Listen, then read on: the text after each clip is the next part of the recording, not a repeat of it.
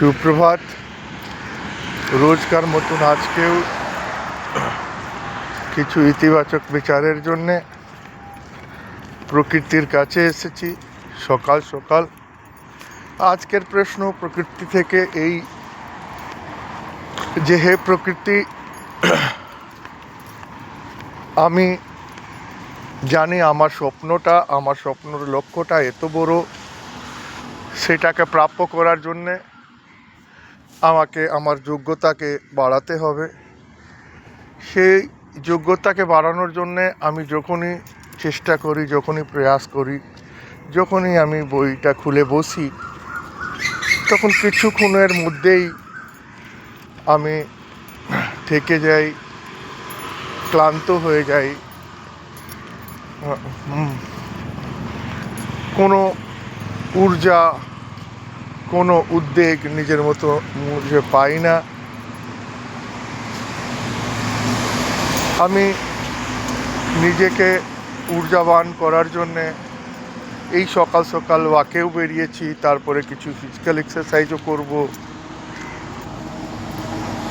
সকালে হাঁটি, খোলা বাতাসে নিঃশ্বাস নিই, কিন্তু কাজ করার সময় খুবই ক্লান্ত হয়ে যাই। আমার মার্গদর্শন করুন।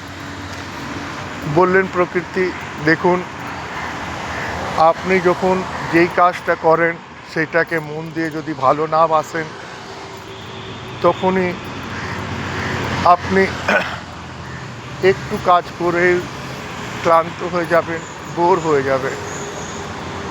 কিন্তু যেই কাজটাকে আপনি মন দিয়ে ভালোবাসেন, সেইটাকে আপনি ঘন্টার পর ঘন্টা করলেও আপনার ক্লান্তি বোধ আসবে না। যেটাকে আপনি ভালোবাসেন, সেটার প্রতি আপনার প্রেম, সেই কাজটা করার জন্যে আপনাকে ইন্ধন জোগাড় করে দিবে।